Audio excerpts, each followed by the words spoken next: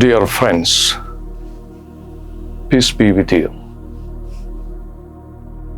I am Father Manthra, and I warmly welcome you to Bodhini, the Neural Chapel, also known as BNC.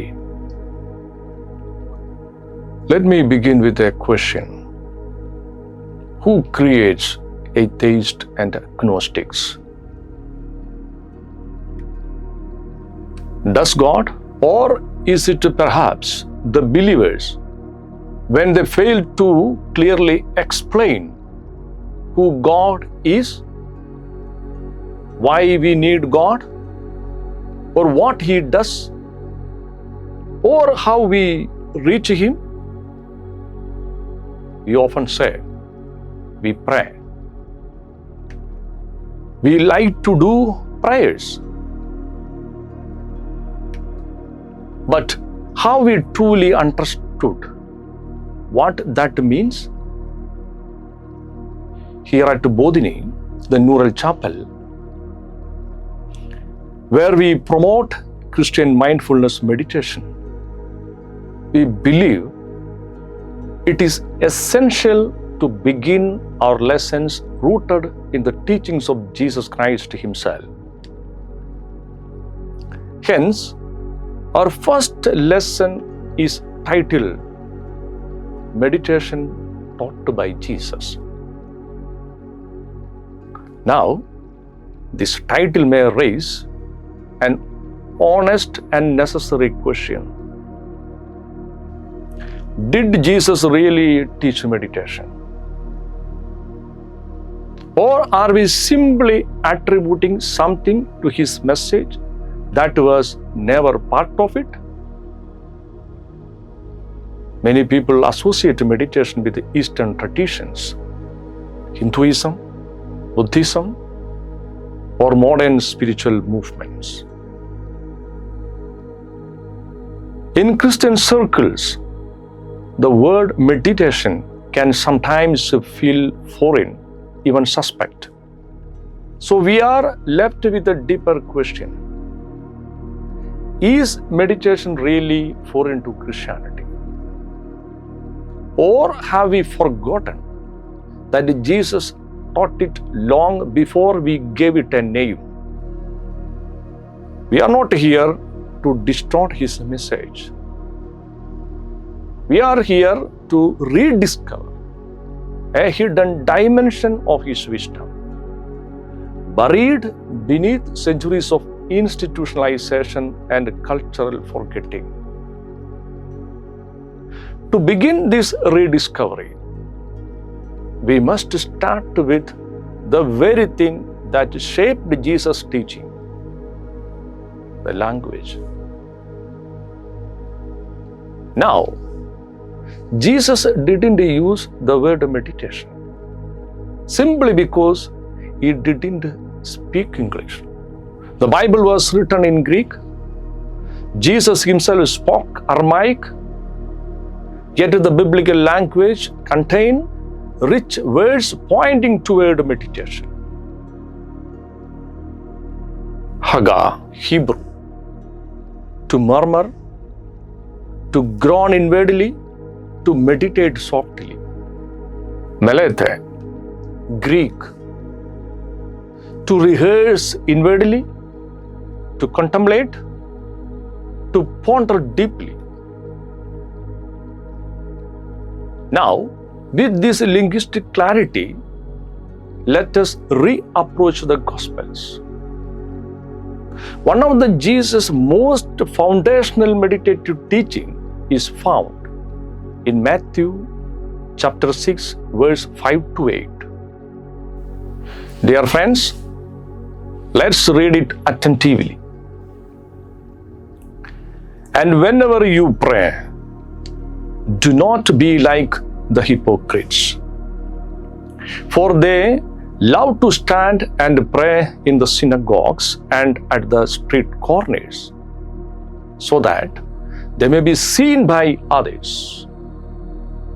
Truly, I tell you, they have received their reward.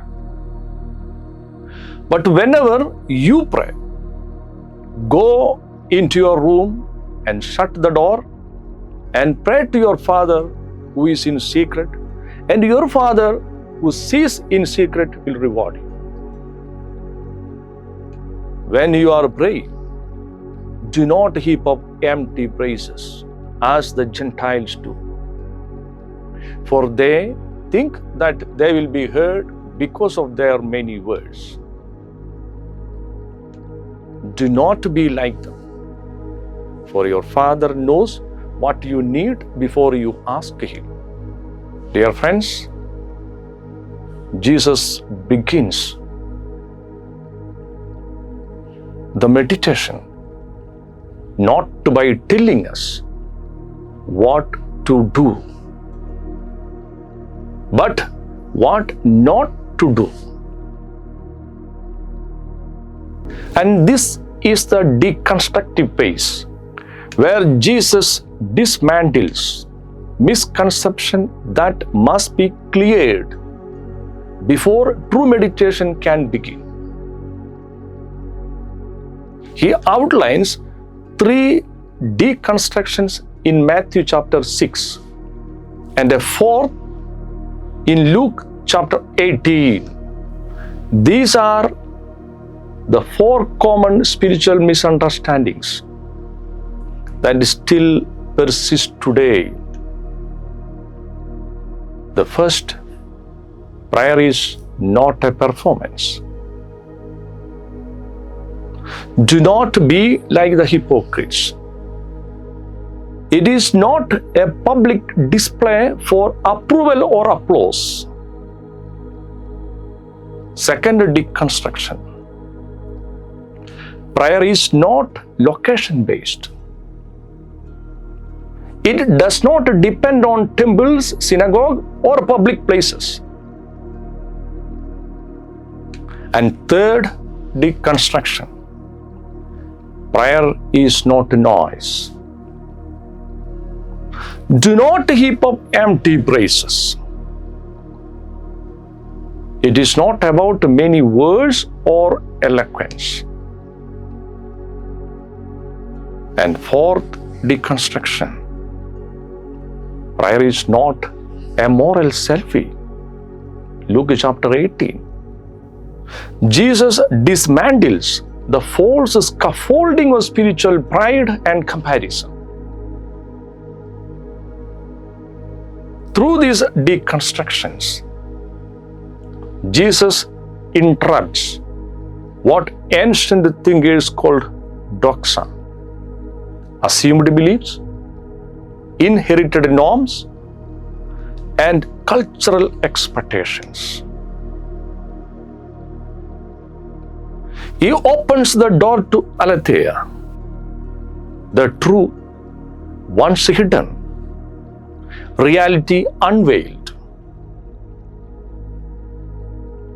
In today's language, we could say Jesus is dissolving internal noise, confronting cognitive distortions, and gently rewiring the mind, not just preaching.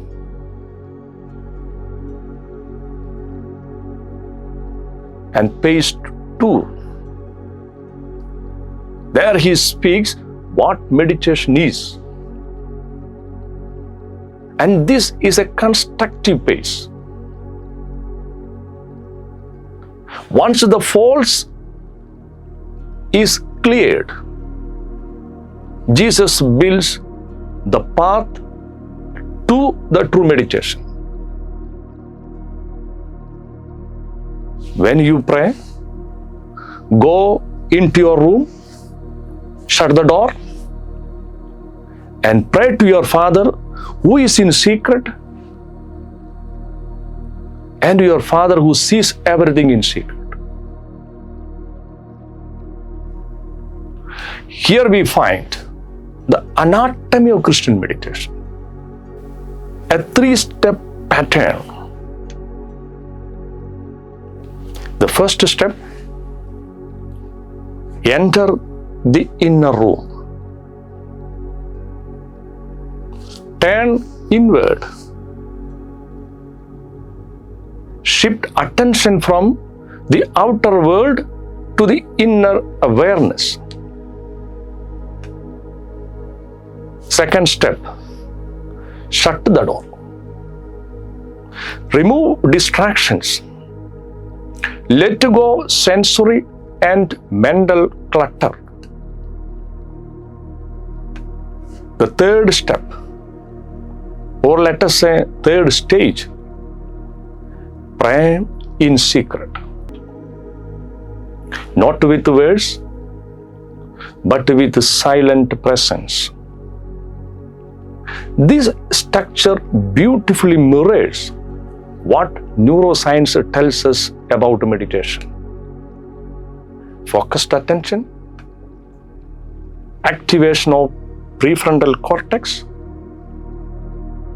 neural integration and calm. Dear friends, Jesus' invitation to inner stillness is not just spiritual, it is biological.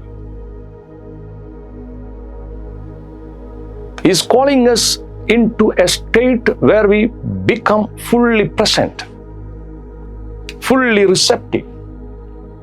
In page 3, Jesus gives us the reason for mental prayer or meditation, the metaphysical grounding. That is, Jesus not only teaches us what prayer is not and how to meditate, but also why we should meditate. Because God is a mystery who dwells in secret, and He is omniscient. Knowing our needs even before we ask. Your Father who is in secret and your Father who sees everything in secret will reward you. Here, Jesus gives us two profound metaphysical truths. First, that is, God is mystery. He resides everywhere, above all within us, which is to be discovered in silence, in the hidden space of consciousness. Second, metaphysical reason, your Father who sees everything in secret, that is, God is omniscient. We don't need to impress or perform. He already knows what we need.